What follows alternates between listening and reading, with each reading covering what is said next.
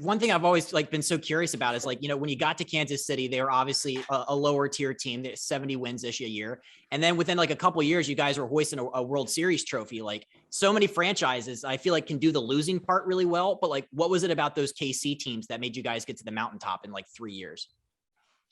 I think a big thing with them is they preach winning in the minor leagues. And I know O can tell you it's so hard to go in the minor leagues and try and find like a team where it's actually like a team aspect, like where everyone's going out there trying to win. Like, and I'll be the first one to tell you it is hard to lock in like that because you're trying to make the big leagues. You're trying to, if you're in Double A, you're trying to get moved up to Triple A. So the individual performance has a lot to do with it, but at the same time, you're trying to be such a team guy that that can kind of that can mess with you a little bit. But I think it was just we did so much stuff when we were in the minor leagues in Kansas City, and we would do stuff in the off season too, whether it was like development camps, the instructional league stuff, and it was always just preached to us that like, listen, this team, we can't go out and buy free agents.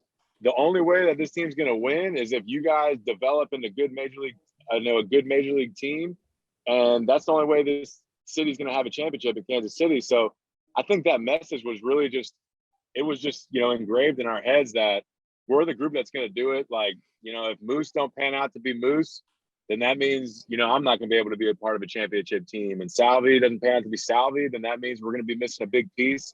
So we all had that individual like, damn, like we got to do what we got to do to get to the big leagues. But at the same time, we all kind of were pushing each other because it's like, hey man, like, I want to get there, but I need you here with me too. So I think it was so realistic for us to buy into that because, if we were on the Yankees or the Red Sox, we'd be like, yeah, right. They ain't building that between us. They're going to go out and sign somebody else.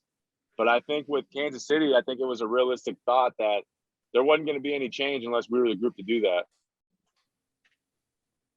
That's fascinating. Could you feel the differences year by year? So like going from 11 to when you guys hoisted the trophy in 15, like, could you feel the incremental, like, each year we're getting better? Could you feel that?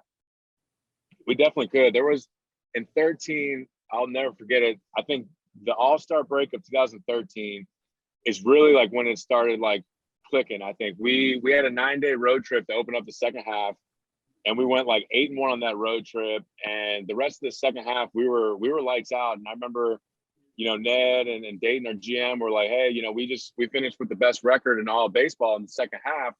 If we can put this together throughout the course of 162 games, then, we'll be right where we need to be. And the next year we came out, we were hot, we were looking good.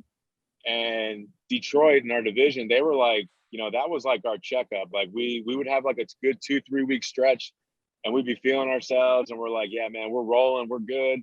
And then Detroit would come to town and they would crush us, man. They would beat us 2 or 3 or sweep us. And like, we were trying everything at this point. Like we would have 3 series at home and 3 series against Detroit. And we were like, we brought a boombox down into the tunnel one time and we were trying to do like a football pregame thing to go up against them.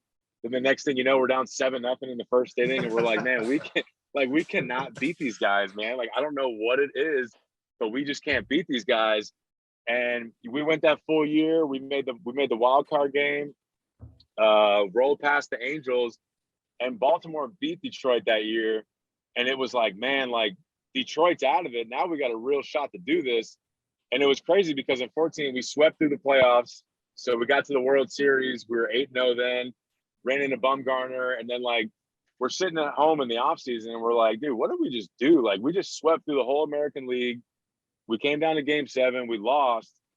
And like from that point, it was so weird because when we were at game 7, like we just knew we were going to win that game, man. Like there was no like ounce in our body and our system that felt like we were going to lose. Like we were like, dude, we're going to win this game. We're going to go to Vegas after this. We're going to party. Like we're going to do all this.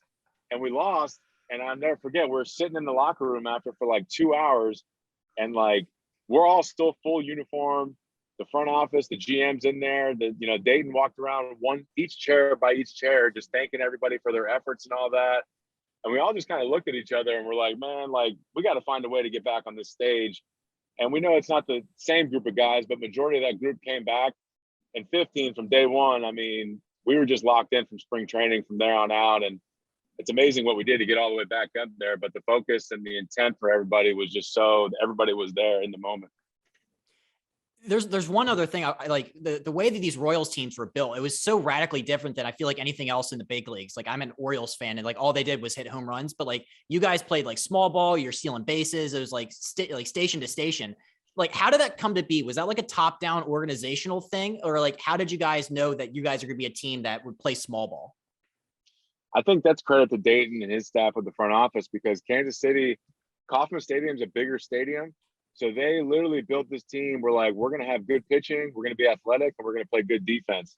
So, there would be teams where they would come into Kansas City and you can kind of see the age in the team because there's so much ground to cover in the outfield. And, we hit a ball in the gap and some of our guys could run, man. We were getting triples, and almost inside the Parkers just because of how much space and how much ground there was out there. And I just think the team was built so perfectly for that stadium that in 15 we ended up having home field advantage. And I think that's the reason why we beat Toronto, because Toronto is so good in Toronto. Those guys can crush homers. And same thing with Baltimore in 14. You face those guys in Baltimore and it's like, man, like you got Nelly Cruz, Manny, and Chris Davis that you make a mistake at any point in time. You kind of know they're going to hit one. You just hope that there's not guys on base.